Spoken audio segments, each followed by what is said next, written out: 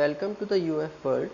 Today we are going to start next lecture of current electricity, and here we are studying about the combination of resistor. This is the third lecture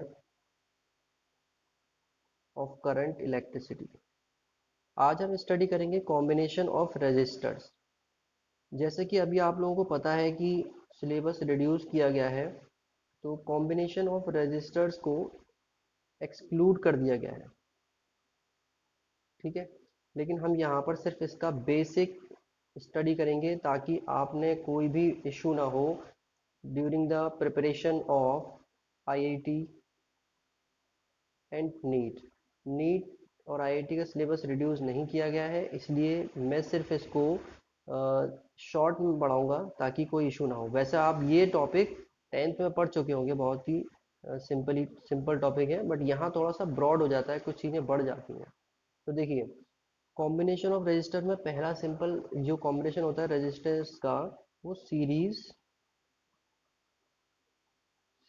and parallel वे में combine किया जाता है इनको।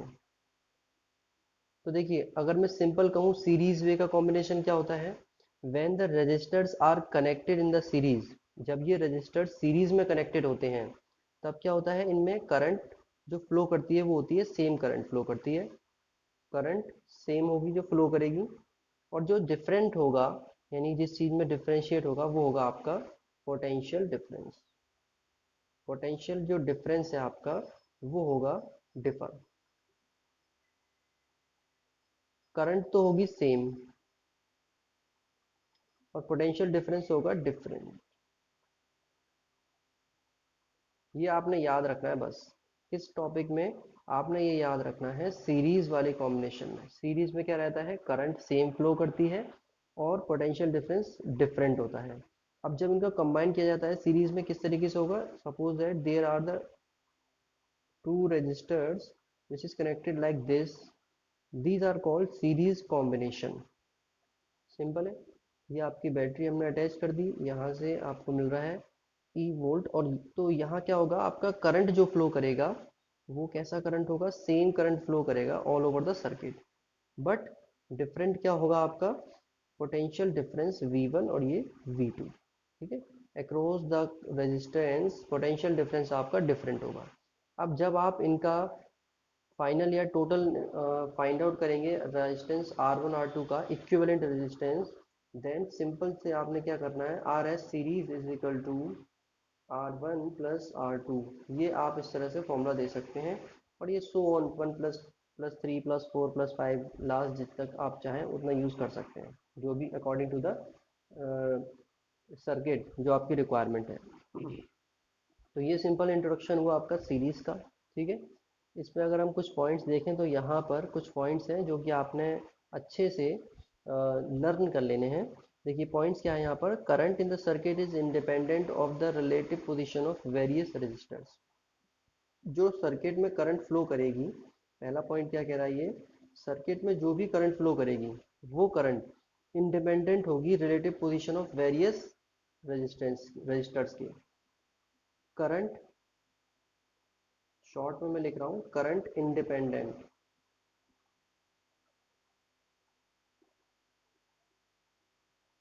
From relative position of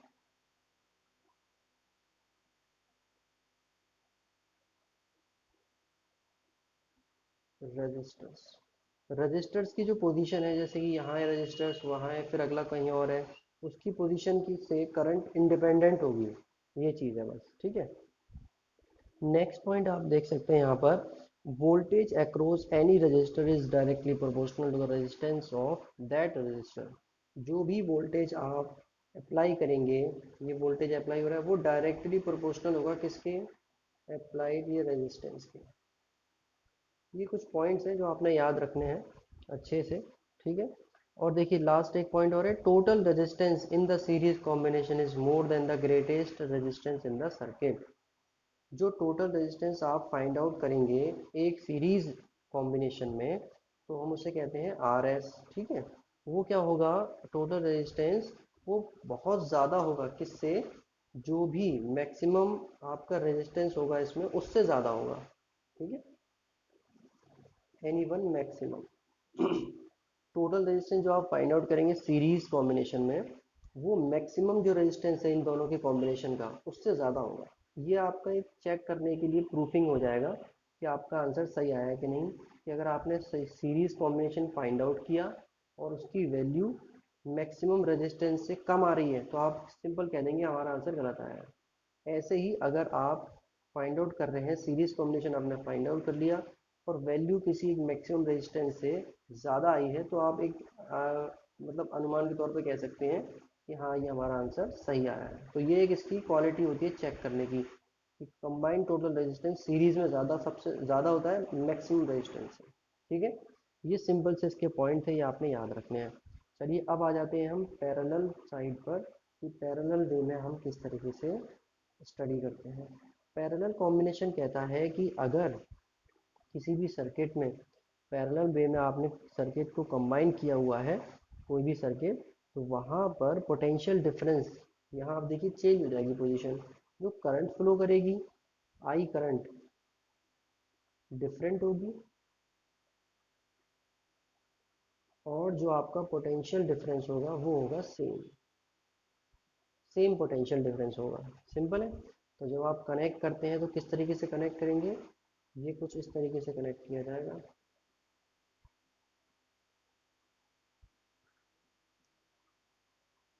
ये आपका यहाँ से apply हो जाएगा पोटेंशियल डिफरेंस, और ये अगर आप चेक करेंगे पोटेंशियल डिफरेंस तो ये होगा आपका V, ये R1, ये R2, और जब आपकी करंट फ्लो करेगी I तो वो यहाँ से जाती हुई I1 हो जाएगी और यहाँ से जाती हुई I2 हो जाएगी। सिमिलर यहाँ आके कंबाइन होगी, I ओवर यहाँ से फाइन निकलेगी। ठीक है, ये कुछ इस तरीके से आपका सर्किट बनेगा पैरेलल कंबाइन के लिए। ये पैरेलल जा रहे हैं देखिए दोनों रेजिस्टेंस।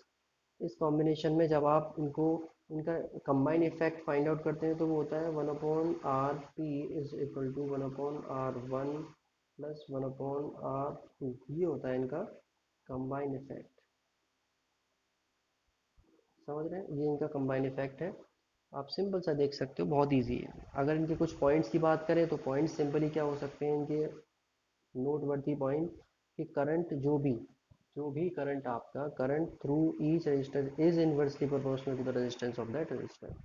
अब क्या आ रहा है यहाँ पर, जो करंट फ्लो कर रहा है हमारा आई, वो इनवर्सली प्रोपोर्शनल होगा किसके, रेजिस्टेंस में जितने भी यहाँ पर रजिस्टर चल रहे हैं उनके। ये I1 आर, सॉरी ये I2 है यहाँ पर, ऐसे ही यहाँ पर ये I1 है।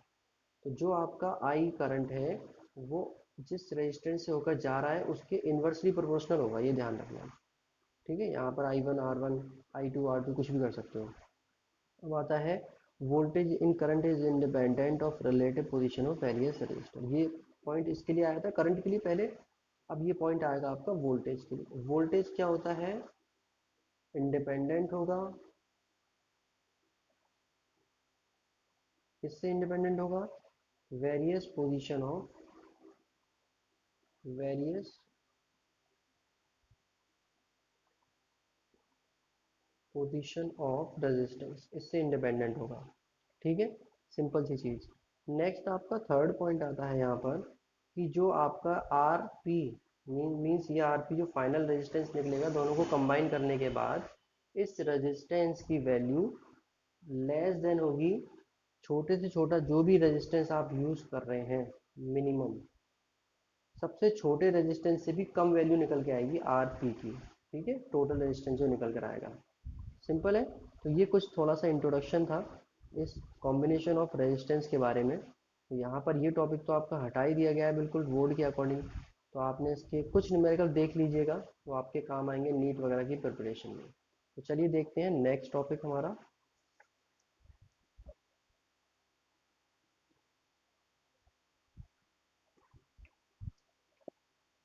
देखिए नेक्स्ट टॉपिक है यहाँ पर इलेक्ट्रिकल एनर्जी। इलेक्ट्रिकल एनर्जी क्या होती है, बाय द डेफिनेशन अगर हम बात करें, इलेक्ट्रिकल एनर्जी, देखिए इलेक्ट्रिकल एनर्जी क्या है, टोटल वर्क डन है जो कि सोर्स ऑफ ईएमएफ करता है ताकि करंट को मेंटेन कर सके। इसको हम प्रॉपर कहें तो it is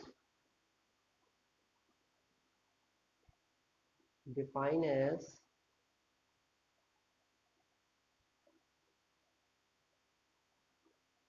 total work done W bye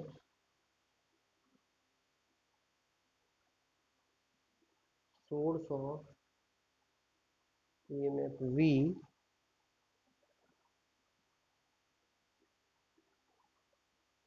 in maintaining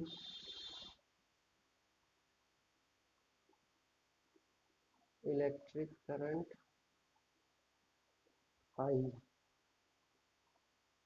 in circuit। जो सर्किट आपको दिया हुआ है in circuit for specific time t।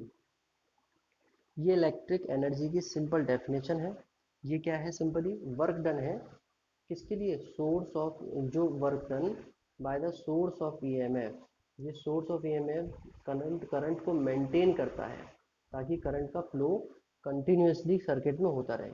तो जो सोर्स ऑफ ईएमएफ जो काम करता है इसके लिए, करंट के फ्लो करने के लिए, उसको हम कहते हैं एनर्जी।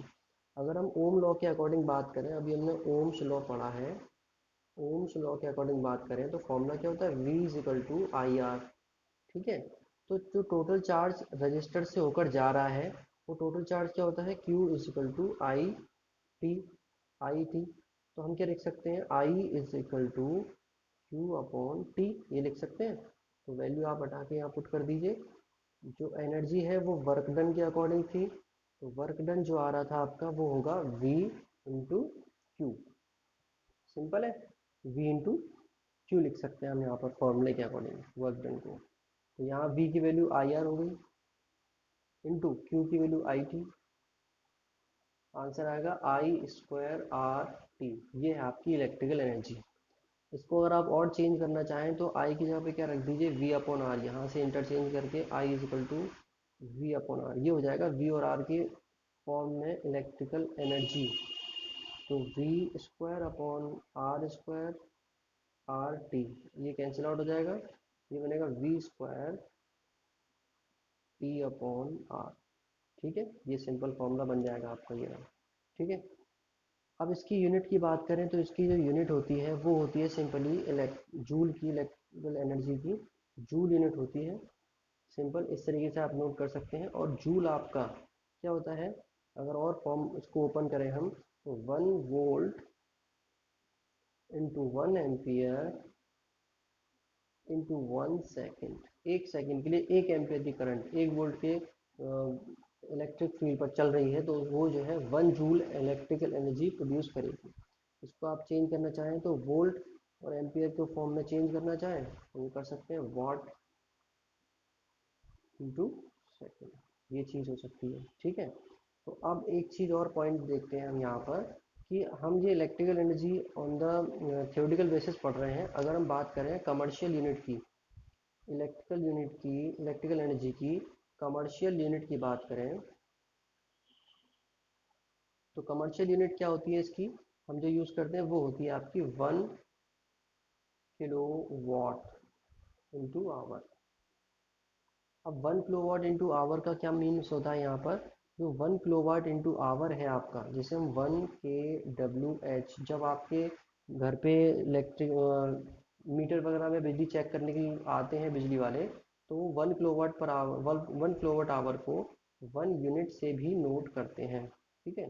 और ये जो 1 यूनिट है वो इक्वल होता है 3.6 इंटू 10⁻⁶ जूल के। यानी कि 1 किलोवाट एनर्जी आपने कंज्यूम कर ली 1 घंटे में, ये कहना चाह रहे हैं। ठीक है। इतनी एनर्जी यूज़ करी गई। तो अगर हम कहना चाहें तो क्या कह सकते हैं? Electric energy consume commercially a special unit 1 kilowatt into hour. यानी 1 किलोवाट की energy 1 unit of electrical energy, ऐसे भी कह सकते हैं। 1 घंटे में जितनी एनर्जी सर्किट ने डेसिपेट की उसको हम कहते हैं 1 किलोवाट इंटू आवर, या फिर 1 यूनिट, या फिर सिंपल 1 किलोवाट कह दो। बात आ रही है 1 घंटे से, बस 1 घंटे में इतनी एनर्जी डिसिपेट कर दी सर्किट ने। सर्किट पूरा आपका घर का सर्किट है वो मिला के। ठीक है। ये हो गया आपका unit, commercial unit of electrical energy. चलिए देखते हैं next topic.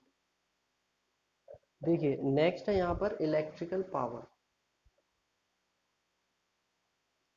Electrical power, electrical power की बात करें हम तो ये सिंपल इसकी डेफिनेशन होती है rate of electrical energy supply per unit time to maintain flow of electric current. Simple है, rate of electrical energy, E मतलब electrical energy supplied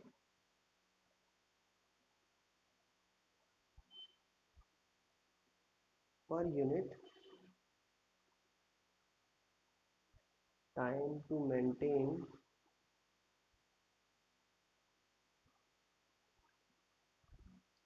flow of electric current, EC means electric current through conductor, through conductor. Simple है, electric current का जो flow चल रहा था उसको maintain कर रखने के लिए जो रेट ऑफ इलेक्ट्रिकल एनर्जी है पर यूनिट टाइम उसे हम कहते हैं इलेक्ट्रिक पावर। ठीक है, यानी कि बस हम इलेक्ट्रिक एनर्जी को पर यूनिट टाइम में अगर मीजर करें तो वो कन्वर्ट हो जाएगा इलेक्ट्रिक पावर में। इसे हम सिंपली क्या कह सकते हैं, P power is equal to V into I. ये मैथमेटिकल ये फॉर्मूला होता है इसका जो आपने टेंथ में पढ़ा होगा। और वी आई को फिर हम रिप्लेस कर दें तो ये आई स्क्वायर आर में कन्वर्ट हो जाएगा। ऐसे ही आप डिफरेंट डिफरेंट वे में कन्वर्ट कर सकते हैं। इसका जो यूनिट है वो है आपकी वॉट, की वॉट यूनिट है आपने याद रखनी है। और इसकी यूनिट आती है वो किलो वाट आती है, तो वो 1000 वाट की इक्वल हो जाती है। 1 kilowatt is equal to 1000 watt. ऐसे ही आप कह सकते हो 1 मेगावाट। 1 मेगावाट क्या होती है, ये होती है 10 टू द पावर 6 वाट के इक्वल। ऐसे ही एक यूनिट आती है इसकी हॉर्स पावर, ये यूनिट काफ़ी यूज़ करी जाती है, 1 horse power which is equal to the 746 watt. एक हॉर्स पावर आपका 746 वाट के इक्वल होता है। ये थोड़ा सा इंट्रोडक्शन है बस, क्योंकि ये सब चीज़ आप टेंथ में पढ़ चुके हैं, इसलिए ज़्यादा डीपली नहीं गए हैं ट्वेल्थ में, 11th में सॉरी, ठीक है 12th में। तो अब नेक्स्ट आता है आपका topic cells, EMF and internal resistance. देखते हैं इस टॉपिक में क्या है। अभी तक आप लोग पढ़ते आ रहे थे कि कोई ना कोई इलेक्ट्रिक फील्ड दिया किसी भी सर्किट को, तब जाकर उसमें करंट फ्लो स्टार्ट हुआ। अब ये इलेक्ट्रिक फील्ड आया कहाँ से, तो वो आता है आपके इलेक्ट्रिक सेल से, जो कि एक एनर्जी का सोर्स है। सेल क्या है, एक एनर्जी का सोर्स है जिसके हेल्प से आप क्या करते हैं, इलेक्ट्रिकल एनर्जी का यूज कर पाते हैं। और सेल का काम क्या होता है, सेल सेल क्या करता है, चेंजेस केमिकल एनर्जी को, chemical to electrical, chemical energy को इलेक्ट्रिकल एनर्जी में कन्वर्ट कर देता है सेल। केमिकल एनर्जी वहाँ उसमें जो है कुछ इलेक्ट्रोलाइट्स मिले होते हैं, वो इलेक्ट्रोलाइट्स रिएक्शन करते हैं, उनके आयंस वगैरह, वो आयंस रिएक्शन करके एक से दूसरे इलेक्ट्रोड पर पहुंचते हैं और इस तरीके से इलेक्ट्रिसिटी का फ्लो स्टार्ट हो जाता है फ्री इलेक्ट्रॉन्स की वजह से। ये आपने पढ़ा होगा टेंथ में, सेल्स वगैरह के बारे में टेंथ में नाइन्थ में आता है थोड़ा थोड़ा। चलिए नेक्स्ट देखते हैं, अब इनसे रिलेटेड टर्म्स आएंगे। तो पहला टर्म है इसका EMF, EMF of cell, electromotive force of cell. तो क्या होता है, प्रॉपर डेफिनेशन से अगर हम बात करें ईएमएफ ऑफ सेल की प्रॉपर डेफिनेशन, देखिए यहाँ पर फिर से पहली चीज़ वही आएगी स्टार्टिंग में कि इलेक्ट्रिक सेल जो होता है उससे कुछ काम करना पड़ता है ताकि वो करंट को मेंटेन करके रखे सर्किट में। ठीक है, ये जो काम होता है पॉजिटिव चार्ज को मूव कराना सर्किट में, इसी काम ये जो काम करते हैं इसी काम को हम कहते हैं ईएमएफ। ये जो फोर्स काम करता है ना वो ईएमएफ होता है। तो हम इसको सिंपल डेफिनेशन कह सकते हैं, work done, work done by cell in moving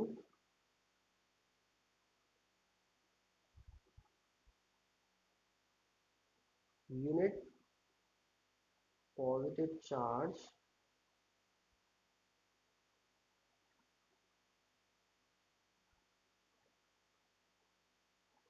through whole circuit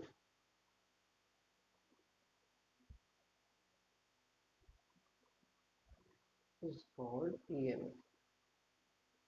ये क्या है, ईएमएफ सेल के द्वारा किया गया काम है जो एक चार्ज को, पॉजिटिव चार्ज को पूरे सेल में, थ्रू द होल सर्किट, पूरे सर्किट में मूवमेंट करा रहा है, सेल से होते हुए सर्किट में मूवमेंट करा रहा है एक चार्ज को, वो काम है। तो अगर हम एज्यूम कर लें सपोज दैट क्यू कूलाम का चार्ज है जिसे मूवमेंट किया, मूव कराया गया, और इसे मूव कराने के लिए डब्ल्यू वर्क करना पड़ा, तो ईएमएफ ऑफ सेल को हम नोट करते हैं एप्सिलॉन से, तो epsilon E, EMF of cell E is equal to W upon Q, ये फॉर्मूला इसका स्टार्टिंग में बनेगा। जिसको हम यूनिट की बात करें तो हम कहते हैं सिंपली जूल पर कूलाम, जूल पर कूलाम ईएमएफ की यूनिट हो जाएगी। ये सिंपल सा इसका फॉर्मूला है। अब बात कर लेते हैं इंटरनल रेजिस्टेंस की। इंटरनल रेजिस्टेंस, इंटरनल रेजिस्टेंस जो है आपका सेल के इंटरनल पार्ट की वजह से, या हम कह दें कि सेल के इंटरनल इफेक्ट की वजह से होता है। अगर प्रॉपर डेफिनेशन की बात करें हम, तो ये क्या होगा, resistance, resistance offered by electrolyte of cell, ठीक है, resistance offered by electrolyte of cell. ये सेल के अंदर जो इलेक्ट्रोलाइट फिल होते हैं उनकी वजह से जो रेजिस्टेंस अप्लाई किया गया सेल टू, किस पर अप्लाई किएगा, to flow of current, current के फ्लो पर जो अप्लाई किया गया उसको हम कहते हैं इंटरनल रेजिस्टेंस। आपका एक सेल जो होता है वो कुछ इस शेप में रहता है, जो केमिकल को इलेक्ट्रिकल में चेंज करता है, जो हम लैब्स में यूज़ करते हैं। उसमें एक ही इस तरह से इलेक्ट्रोड होता है, एक इस तरह से इलेक्ट्रोड होता है, और यहाँ पर इलेक्ट्रोलाइट फिल होता है लिक्विड के फॉर्म में।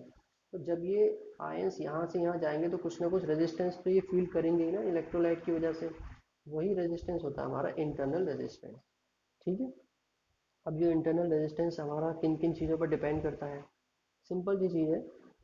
पहली चीज़ इसका आता है डिपेंडेंसी में, ये आपका इंटरनल रेजिस्टेंस स्मॉल आर से शो किया जाता है, which is directly proportional to, किसके डायरेक्टली प्रोपोर्शनल है, separation between the two plates of cell, ये इनकी डिस्टेंस। दो सेल के जो इलेक्ट्रोड हैं, सॉरी इलेक्ट्रो, सेल के जो दो इलेक्ट्रोड हैं, प्लेट्स होती हैं, इन्हें प्लेट्स कहते हैं, प्लेट्स भी कहते हैं, इनके बीच का जो डिस्टेंस या फिर सेपरेशन उसके प्रोपोर्शनल होता है डायरेक्टली, सिंपल। ऐसे ही हम बात करें सेकंड डिपेंडेंसी, तो सेकंड डिपेंडेंसी कहती है ये इन्वर्सली प्रोपोर्शनल होगा एरिया ऑफ प्लेट के, जो पार्ट आपका डिप है यहाँ पर इलेक्ट्रोलाइट के अंदर, उसके एरिया पे। तो हम कह सकते हैं इसको R is inversely proportional to the A, ये एरिया है जितना डिप है यहाँ पर। ठीक है, सिंपल सी चीज़ है, ये इन पर डिपेंड करता है। अब बात आती है टर्मिनल पोटेंशियल डिफरेंस की। देखिए टर्मिनल पोटेंशियल डिफरेंस क्या होता है, ये सेल के रिगार्डिंग स्टडी चल रही है, याद रखना। सेल के इंटरनल जो भी टर्म्स होते हैं उनके रिगार्डिंग स्टडी चल रही है। अगर हम कहें टर्मिनल पोटेंशियल डिफरेंस की बात करें, टर्मिनल पोटेंशियल डिफरेंस जिसे हम वी से ही नोट कर रहे हैं, ये क्या होता है, टर्मिनल पोटेंशियल डिफरेंस ये एक तरीके का पोटेंशियल डिफरेंस है जो कि दो टर्मिनल जो होते हैं सेल के, क्लोज सेल के, ठीक है, जब उसमें करंट जो है आपका फ्लो कर रहा होता है तब अप्लाई किया जाता है। जैसे कि प्रॉपर डेफिनेशन देखें तो क्या कहेगा ये, प्रॉपर डेफिनेशन क्या है इसकी, it is a, it is a define as potential difference, potential difference, PD मतलब potential difference between two terminals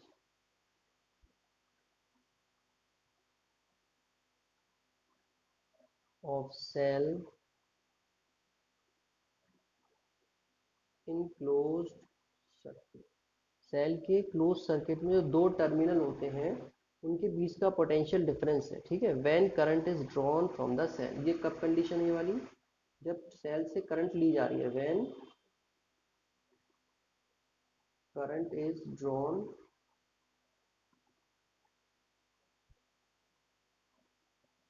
from cell. ठीक है, ये सिंपल सा है। अब इसको हम थोड़ा सा और देखें तो क्या रहता है इसमें, आप इसको समझ लीजिए। दो टर्मिनल का मतलब ये है, ये दो पॉइंट होते हैं ना, ये कनेक्टेड होते हैं, पूरे सर्किट से। तो इन दोनों के बीच का जो पोटेंशियल डिफरेंस है जब आप करंट फ्लो ले रहे हैं तब की बात है ये।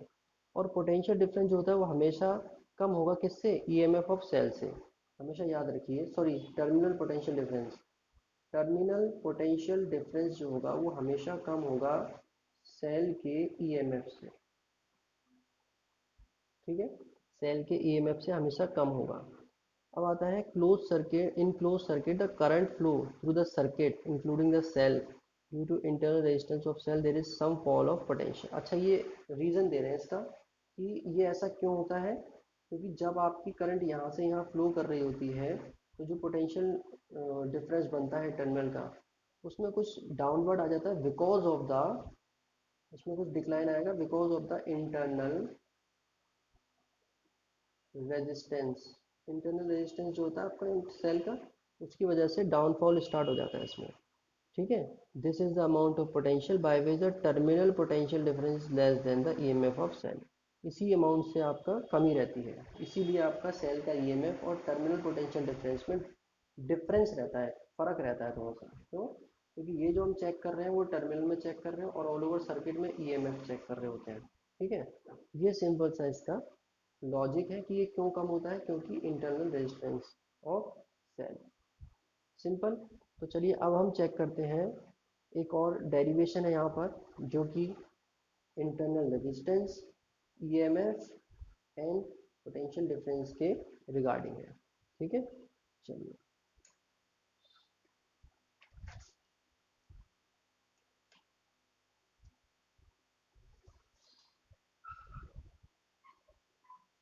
देखिए यहाँ पर स्टार्टिंग में पहला पॉइंट क्या कहता है इसका, पहले मैं यहाँ नोट कर दूं, रिलेशन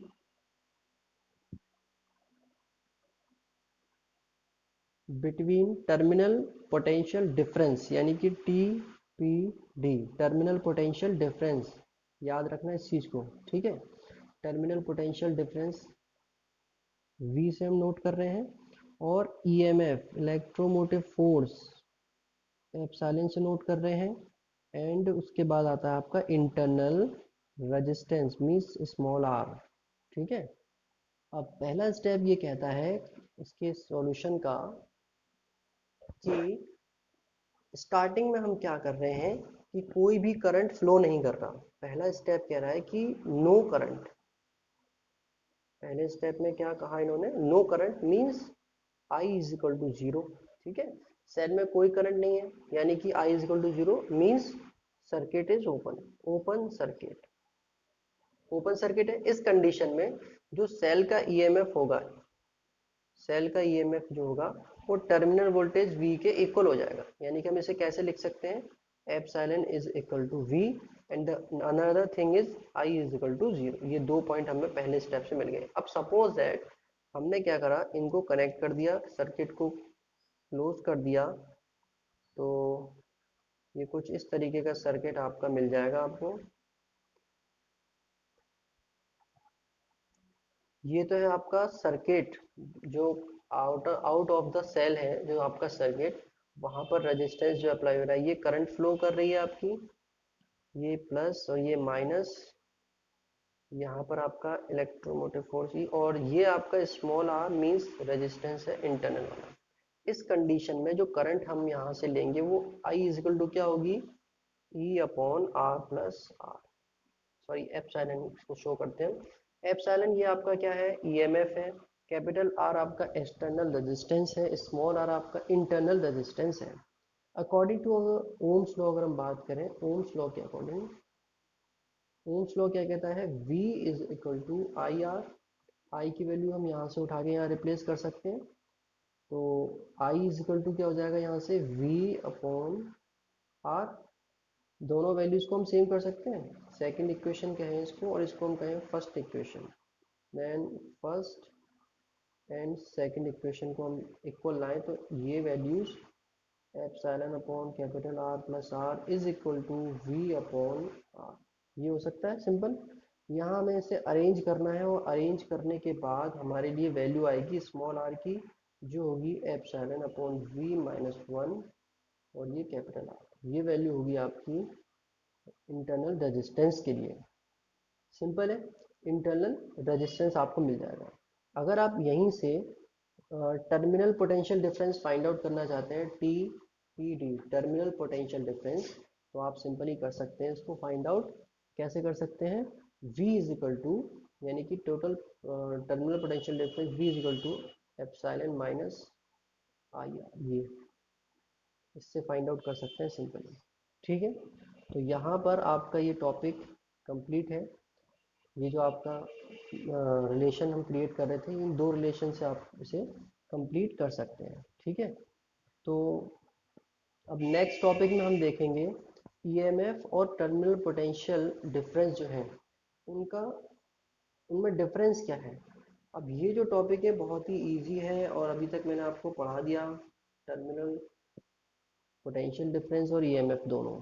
ठीक है, स्मॉल ई एंड वी इसमें क्या फ़र्क है, तो ये आपका रहेगा होमवर्क, ये आपने खुद से करना है। बहुत ही सिंपल टॉपिक है, आपने खुद से करना है ये। चलिए हम चलते हैं अब एक नेक्स्ट टॉपिक पर जो अगेन इंटरेस्टिंग होने वाला है। नेक्स्ट टॉपिक क्या है हमारा? Cells in series and parallel. Series और पैरेलल कॉम्बिनेशन में आपने सेल स्टडी करना है। देखिए, सीरीज और पैरेलल कॉम्बिनेशन में अभी हमने रेजिस्टेंस पढ़े हैं, लेकिन सेल की जब हम बात करते हैं इस तरीके से कनेक्ट करने की, तो क्या होगा, पहले हम सीरीज की बात करते हैं। सीरीज कॉम्बिनेशन में क्या क्या आपके पॉइंट्स हैं। तो सपोज दैट मान लीजिए हमारे n आइडेंटिकल सेल्स हैं जिन्हें हमने कनेक्ट किया हुआ है सीरीज में, और इन हर एक सेल का ईएमएफ क्या है? एप्सिलॉन, और इंटरनल रेजिस्टेंस है आपका आर, हर एक का यही है। और जो आपके बाहर का कनेक्शन है सर्किट, उसका जो एक्सटर्नल रेजिस्टेंस है वो है आपका आर। तो जब आप कनेक्ट करेंगे सेल्स को कुछ इस तरीके से, इस तरह से आप कई सारे सेल्स को कनेक्ट कर सकते हैं सीरीज कॉम्बिनेशन में। वहाँ कुछ इस तरीके से आपको सर्किट शो होगा। ठीक है, कुछ इस तरह से आपका सर्किट शो होगा। ये अब मैं सेपरेट बता रहा हूँ सबका, E N small R one, चलिए आ रही है यहाँ पर E three R E two R. ये एक आइडियल कंडीशन के बारे में है कि ऐसा पॉसिबल है, वरना ये हमने पहले ही एज्यूम किया हुआ है कि ये सारे एप्सिलॉन सेम है। ठीक है, तो चलिए अब यहाँ से स्टडी करते हैं हम। करंट आई फ्लो कर रही है, तो यहाँ स्टडी करते हैं कि यहाँ पर क्या क्या रूल्स होंगे इसके। तो सिंपल रूल क्या होंगे, तो जो इक्विवेलेंट ईएमएफ आप निकालोगे, ये सबका ईएमएफ इन्होंने कहा था कि हर एक का ईएमएफ एप्सिलॉन है, तो अगर आप सबका ईएमएफ कंबाइन करके निकालोगे तो टोटल जो ईएमएफ निकलेगा वो सम होगा इनके अलग अलग ईएमएफ के। मीन्स इस तरह से E इज इक्वल टू होगा आपका E1 plus 2 plus 3 dash dash epsilon N. और हमने कहा था कि ये सबका कंबाइन है। ई इफेक्टिव हम कह रहे हैं equivalent, epsilon equivalent is equal to होगा आपका एन एप्सिलॉन की, पहली चीज। दूसरा इसमें हम कह रहे हैं कि जो आपका इंटरनल रेजिस्टेंस है, ठीक है, वो अगर कंबाइन करें तो वो इंटरनल रेजिस्टेंस इक्विवेलेंट होगा आपके वही सबके एडिशन के, R one R two R three सबका एडिशन। मीन्स हम कह सकते हैं एन आर स्मॉल आर, ये डायरेक्टली हम लिख रहे हैं इसको। ठीक है, इस कॉम्बिनेशन के बेस पर अगर हम कहें टोटल रेजिस्टेंस कितना हुआ इसके हिसाब से, जो सर्किट में टोटल रेजिस्टेंस है वो कितना हुआ, ये आपका कैपिटल आर था, तो total resistance T R is equal to N R, ये तो इसका इंटरनल प्लस कैपिटल आर, ये हो जाएगा टोटल रेजिस्टेंस। सिंपल है। अब हम फाइंड आउट करेंगे कि कितनी करंट फ्लो कर रही है। Current flow I is equal to, यहाँ पर आपका ईएमएफ आएगा N E upon total resistance N R plus capital R. Simple. ये कुछ इस तरीके से आप क्या कर सकते हैं, सॉल्व कर सकते हैं जब सीरीज में आपके सेल्स अप्लाई होंगे इस तरह से। यहाँ सारी वैल्यू मैं आपको बता चुका हूँ। एन क्या है, नंबर ऑफ सेल्स हैं जितने भी कनेक्टेड हैं। एप्सिलॉन ये आपका ईएमएफ है हर एक सेल का अलग अलग। कैपिटल आर आपका रेजिस्टेंस है यहाँ पर।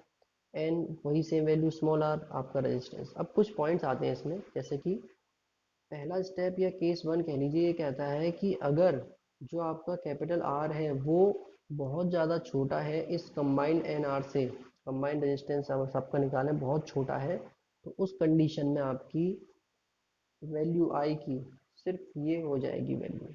ठीक है, current due to single cell, अगर हम सिंगल सेल की वैल्यू निकालें करंट की तो ये हो जाएगी, सिंगल सेल में कितनी करंट फ्लो करेगी वो वैल्यू ये आएगी आपकी फर्स्ट केस में, जबकि कैपिटल आर आपका बहुत कम है एनआर से। ऐसे ही सेकंड केस बनेगा आपका कि जबकि आपका जो कैपिटल आर है बहुत बड़ा है compare to the N R से, स्मॉल आर, इस कंडीशन में जो आपकी करंट फ्लो करेगी आई एन सेल में से एन एप्सिलॉन अपॉन, सॉरी हाँ यहाँ पर आ रहेगा N times the current due to single cell, single cell से जो करंट फ्लो कर रही है वो एन टाइम होगी फिर इस हिसाब से आपकी। ठीक है, ये फॉर्मूला लगेगा। तो ये सिंपल से कुछ पॉइंट हैं जो आपने समझने हैं, केस वन केस टू इन दो चीज़ों पर बेस्ड है। ठीक है, तो मैक्सिमम करंट तब आप ले सकते हैं कब, जब आप कैपिटल आर को ग्रेटर रखेंगे एन आर से। अब बात कर लेते हैं हम पैरेलल कॉम्बिनेशन की। तो पैरेलल कॉम्बिनेशन में आपने क्या क्या देखा, पैरेलल कॉम्बिनेशन किस तरीके से कर सकते हैं, ऐसे लिख देता हूँ मैं इसको, यहाँ से एक, दो, तीन, और ये डैश डैश करके कनेक्टेड है, डैश डैश करके ये एन वाला कनेक्ट कर देंगे यहाँ से हम, वन, टू, थ्री, ये एन वाला, ये कुछ इस तरीके से कनेक्ट होकर जाएंगे,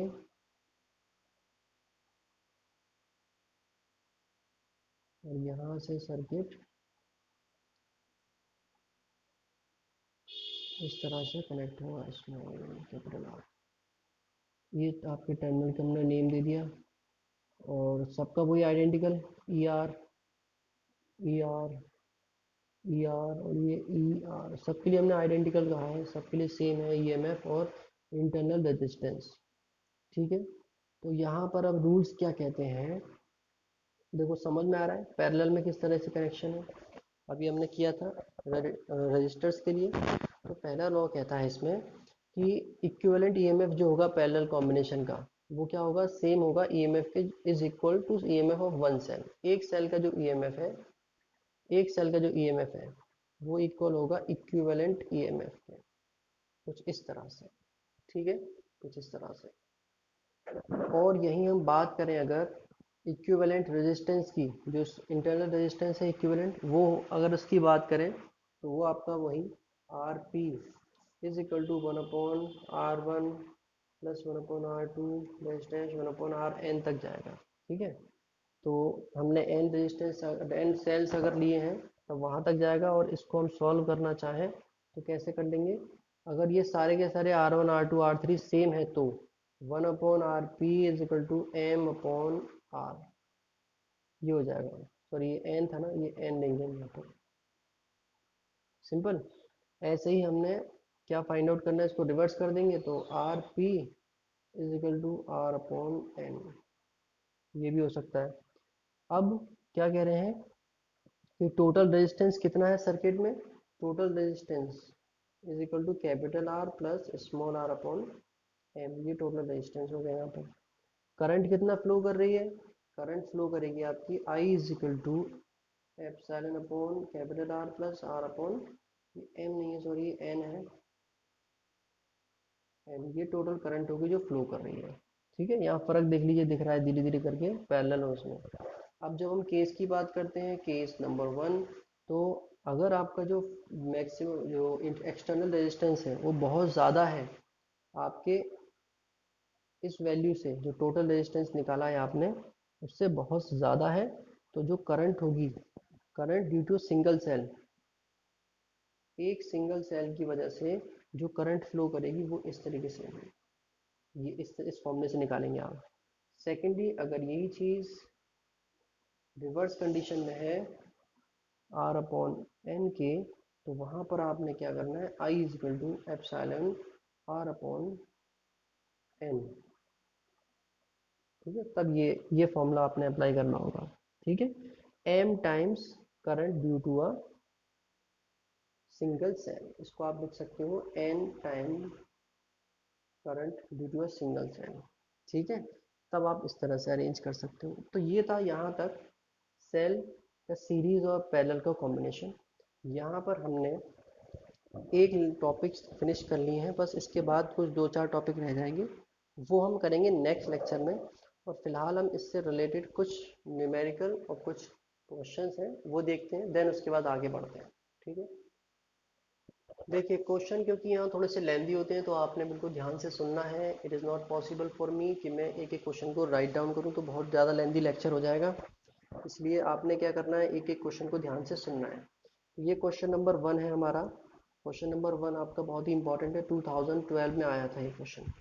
ये कह रहा है कि when electron drift in metal from lower to higher potential, एक इलेक्ट्रॉन मेटल में लोअर पोटेंशियल से हायर पोटेंशियल की तरफ जब ड्रिफ्ट होता है, क्या करता है, ड्रिफ्ट होता है। ठीक है, drift, does it mean that all free electrons of metal are moving in the same direction. इसका मतलब ये है, इसका मतलब क्या है कि सारे फ्री इलेक्ट्रॉन, सारे के सारे फ्री इलेक्ट्रॉन जो है आपके मेटल में, वो सेम डायरेक्शन में मूव कर रहे हैं या नहीं। समझे, सारे फ्री इलेक्ट्रॉन सेम डायरेक्शन में मूव कर रहे हैं या नहीं। ठीक है, तो इसका आंसर आप सिंपली अप्लाई करेंगे यस, सारे के सारे फ्री इलेक्ट्रॉन ड्रिफ्ट, जितने भी ड्रिफ्ट है, free electron drift in same direction. जब आपकी ड्रिफ्ट वेलोसिटी अप्लाई हो जाती है तो उनकी डायरेक्शन सेम हो जाती है, याद रखना इस चीज़ को, तभी आपकी करंट फ्लो करती है। यही फैक्टर होता है कि आप क्या कर रहे हैं, यहाँ पर कोई भी इलेक्ट्रिक फील्ड अप्लाई नहीं किया हुआ, तभी उल्टे सीधे भाग रहे होते हैं, कहीं भी कहीं भी भाग रहे हैं उल्टे सीधे। अब इलेक्ट्रिक फील्ड अप्लाई करने का मतलब ये होता है कि आपने क्या करना है, इनकी डायरेक्शन को बिल्कुल एक्यूरेट करना है, बिल्कुल सेम वे में करना है, तब ये सेम डायरेक्शन में जाते हैं सारे और करंट फ्लो कराते हैं। चलिए नेक्स्ट क्वेश्चन है यहाँ पर, क्वेश्चन नंबर 2 भी 2012 का क्वेश्चन है, इंपॉर्टेंट क्वेश्चन है, ध्यान से सुनिएगा क्या कह रहा है। Two wire of equal length के दो वायर हैं। ठीक है, यानी कि अगर लेंथ की बात करें तो दोनों की क्या है, इक्वल है। अब देखते हैं अभी आगे, one of a copper and the one other of manganin. एक तो आपका कॉपर का है, एक है आपका मैग्नीन का। एम जी या फिर एम एन हम इसको ले लेते हैं, एम एन ले लीजिए, ज़्यादा आसान है। अब मैग्नीन हैव द सेम रेजिस्टेंस, इसने क्या कहा, रेजिस्टेंस क्या है, सेम, कॉपर का भी और मैग्नीन का भी रेजिस्टेंस सेम है। विच वायर इज थिकर, कौन सा वायर थिकर होगा, समझ रहे हैं, यानी कि क्रॉस सेक्शन एरिया किसका ज़्यादा है, क्रॉस सेक्शन एरिया किसका ज़्यादा है, ये फाइंड आउट करने ही कह रहा है। तो देखो पहला पॉइंट इसने क्या कहा, ये लेंथ वाले वाइज और फिर रेजिस्टेंस के वाइज। तो रेजिस्टेंस अगर हम चेक करें, R C U which is equal to R M N. Resistance का फॉर्मूला क्या होता है, रेजिस्टिविटी के टर्म में आर सी यू और आपका R L C U upon A C U is equal to rho M N L M N upon A M N. ये formula होता है सिंपली, एल उन्होंने सेम कहा था तो एल को हम कैंसिल आउट कर देंगे first of all. Remaining part क्या रहा हमारे पास, rho C U upon A C U which is equal to rho A L upon A M, sorry ये नहीं है, M N then again M N, ये चीज़ है हमारे पास। ठीक है, अब इन्होंने कहा, यहाँ हमने इस कंक्लूजन से ये तो निकाल लिया इतनी चीज़, पर हम जानते हैं कि रो ए क्या है, कांस्टेंट है। ठीक है, ये कांस्टेंट है। तो इस बेस पर अगर हम इनको सबकी वैल्यू को अरेंज करें कि A C U upon A M N which is equal to rho C U upon rho M N, इसको इक्वल करें तो इससे हमें ये पता लगेगा कि rho is proportional to A. तो जिस किसी का भी ए थिकर होगा, ठीक है, इससे हमें क्या पता लगा, जिस किसी का भी ए थिकर होगा उसकी वैल्यू रो ज़्यादा होगी, रेजिस्टिविटी। ठीक है, तो हमें पता है कि कॉपर क्या है, ज़्यादा बेटर कंडक्टर है, बेटर कंडक्टर है कंपेयर टू द मैग्नीन। जो बेटर कंडक्टर होगा उसकी रेजिस्टिविटी क्या होगी, डाउनवर्ड होगी, कम होगी। जिसकी रेजिस्टिविटी कम होगी उसका ये जो आपका ए है वो भी कम होगा। इसका मतलब क्या हुआ, वायर कौन सा थिकर हुआ, manganin will be thicker than that of copper. इसका मतलब क्या हुआ, मैग्नीन आपका थिकर है, याद रखिएगा इस चीज को। मैग्नीन क्या है, थिकर, क्योंकि ये चीज पर डिपेंड है। तो हम क्या लिख सकते हैं इसको, सिंपली कॉपर की जो ए सी हम लिखेंगे less than A M N, ये हम लिख सकते हैं इसको इस तरह से। ये डिपेंड करता है किस पर, ये आपकी रजिस्टिविटी जो आपकी चल रही है उस पर डिपेंड करता है कि रजिस्टिविटी आपकी किसकी कम है किसकी ज़्यादा है। जिसकी रजिस्टिविटी ज़्यादा होगी उसका जो जो आपका एरिया है, क्रॉस सेक्शन एरिया, वो भी ज़्यादा होगा। बात समझे इस चीज़ को, रजिस्टिविटी ग्रेटर होगी तो क्रॉस सेक्शन एरिया भी ग्रेटर होगा, क्योंकि जितना ज़्यादा आप ब्रॉड लेंगे इसको उतना ही ज़्यादा यहाँ पर डिस्ट्रैक्शन होगा, उतना ही अगर आप कम लेंगे इसको कम डिस्ट्रैक्शन होगा। ठीक है, ये कुछ क्वेश्चन थे यहाँ पर।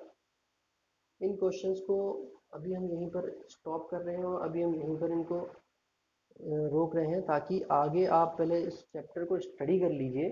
देन उसके बाद हमारे कई सारे क्वेश्चन है, पूरा 1 घंटे का लेक्चर हमारा ओनली फॉर द न्यूमेरिकल जाने वाला है, ध्यान रखिए। ये 1 घंटे का लेक्चर हमारा ओनली फॉर द न्यूमेरिकल जाएगा, नेक्स्ट जो भी होगा हमारा। ठीक है, तो याद रखिएगा इस चीज़ को। चलिए अब फिलहाल आप इसे स्टडी करिए, मिलते हैं अगले लेक्चर में, अगली क्लास में। तब तक के लिए stay home, stay safe, have a nice day.